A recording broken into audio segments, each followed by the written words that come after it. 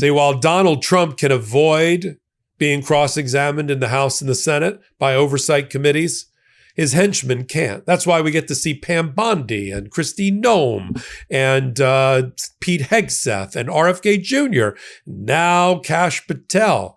And it always seems to be exquisite timing. They always seem to appear right after there's been a major scandal or cover-up. See, in the Trump administration, there's always a major scandal or cover-up.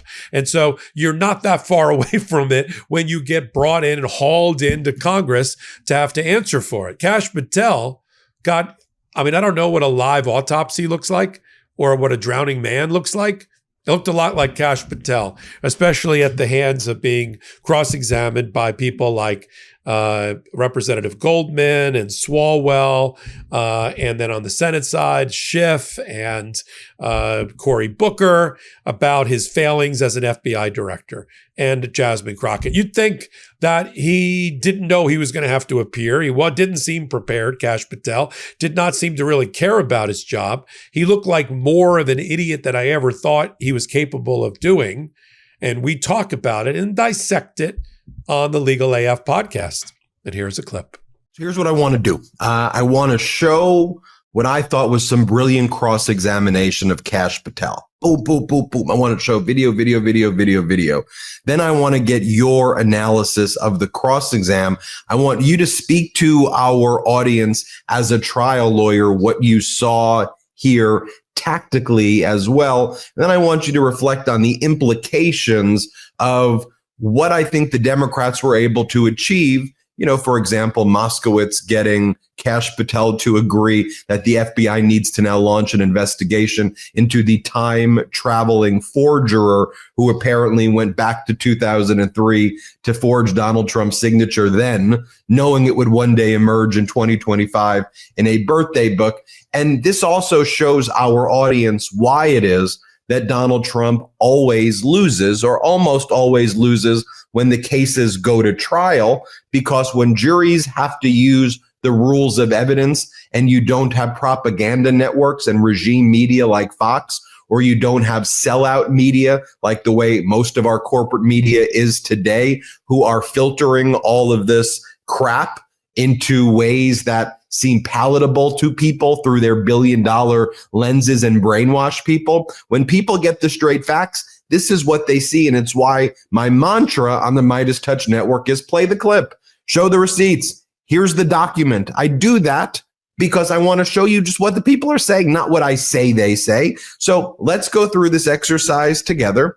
And then I also would like to read for you from a opinion by Judge Berman in New York, where Judge Berman says very clearly that the documents, the Epstein files, are in the possession of the Department of Justice, and thus the Department of Justice is the party that should be releasing these files. The exact opposite of what Kash Patel says, because Kash Patel says, oh, the judges are preventing me from releasing it. No, the judge quite literally said, you're the one who should release it. It shouldn't be the limited 70 pages of grand jury testimony. It should be you. So to me, this is where Legal AF is so important, because it's not Democrat, Republican, independent, red, blue, this state, that. I'm just showing you what the freaking facts are. Form your own opinions. But what's made me political as a previously non-political guy is that I just saw the lack of facts coming more frequently from one side, MAGA, frequently from MAGA. So let's go through this.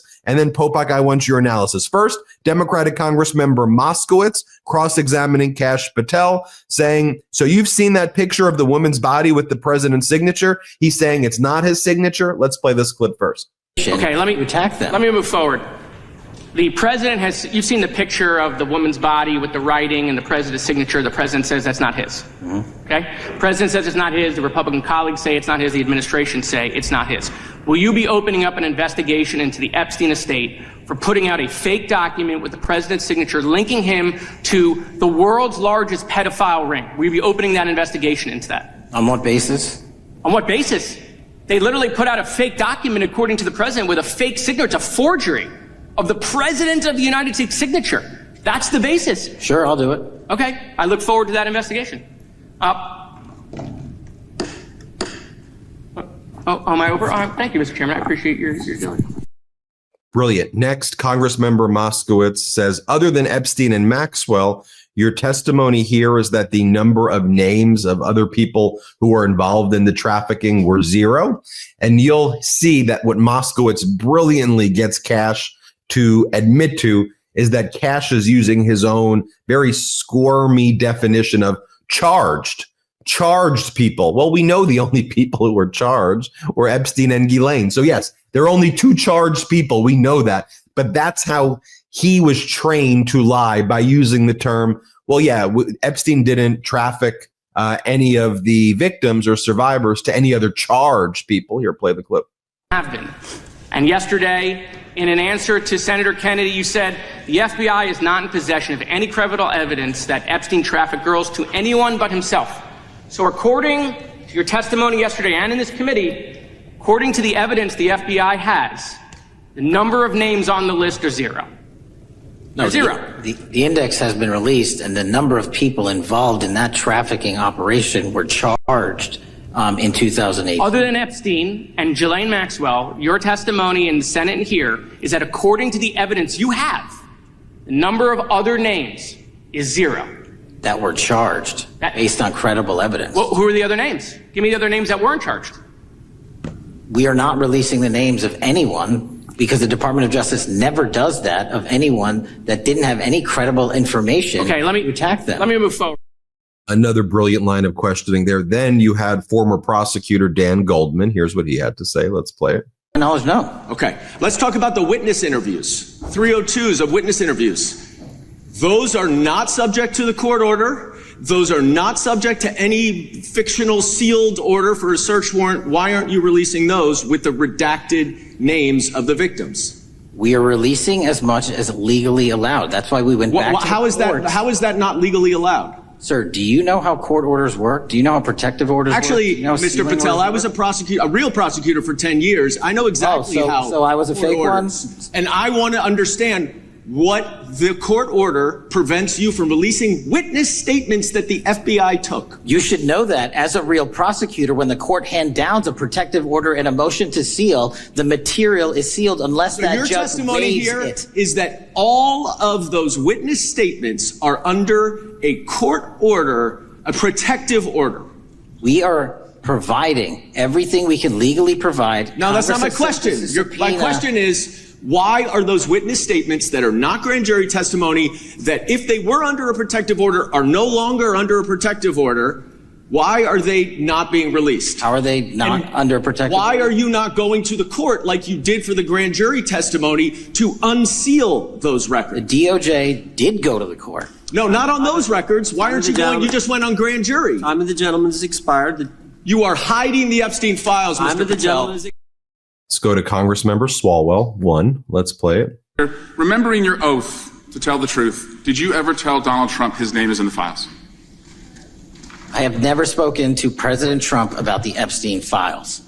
Did you ever tell the Attorney General that Donald Trump's name is in the Epstein files? The Attorney General and I have had numerous discussions about the entirety of the Epstein files and the reviews conducted by our team. Did you tell the Attorney General that Donald Trump's name is in the Epstein files? And we have released where President Trump's name is in It's the a simple attorney's question. file. Did you tell the Attorney General that the President's name is in the Epstein files? During many conversations that the Attorney General and I have had on the matter of Epstein, we have reviewed. The question is painstakingly simple. Who Did you can tell be- the Attorney General that Donald Trump's name is in the Epstein files? Yes or no? Why don't you try spelling it out? if Yes you're gonna or mock no, Director? Use the alphabet. Yes or no? No? A, B, C, Director, D, E, F? it Don't sounds wanna like do you don't want to tell us. Did you tell the Attorney General that Donald Trump's name was in the Epstein files? Why don't you try serving your Director, constituency did by you tell the focusing on Attorney reducing General violent that Donald crime in this Trump's name- country and the number of pedophiles that are Director, legally reclaim harbored my time, in your Director. sanctuary cities in Director, California? reclaim I'll my work time. with you. One more from Swalwell. In traffic, I Record high. appreciate the Director reviewing the files. You said you don't know the number of times Trump's name appears in the files, so it could at least be 1,000 times. Is that right? The number is a total misleading factor. We have not the released number at least anyone's be 1,000 name times. that we have not released anyone. The number is a total misleading factor. Let me just read from you from the court opinion about the federal judge. The government is the logical party to make comprehensive disclosure to the public of the Epstein files. By comparison, the instant grand jury motion appears to be a diversion from the breadth and scope of the Epstein files in the government's possession. I mean, the court literally says the government should turn over the Epstein files. That's what the court said. When I did the hot take on that, I said Judge Berman just effectively said, release the damn files. Welcome back. We sit at the intersection of law and politics Wednesdays and Saturdays at 8 p.m. Eastern Time. Ben Meiselas and me, we put that podcast together 5 years ago. We named it and branded it Legal AF for a reason. Now you know why. Join us, help us with the build of the community. It's still growing 5 years out. That's why we're top 50 in audio and top 50 in all YouTube podcasts in the world, only because of you. Join us on Wednesdays and Saturdays at 8 p.m. Eastern Time on the Midas Touch YouTube channel. Follow us on all podcast platforms, audio podcast platforms. Just plug in Legal AF, leave 5-star reviews and comments. This is how you become a card-carrying member of the Legal AF community. So until my next report, I'm Michael Popok. I'm Michael Popok, and I got some big news for our audience. Most of you know me as the co-founder of Midas Touch's Legal AF and the Legal AF YouTube channel, or as a 35-year national trial lawyer.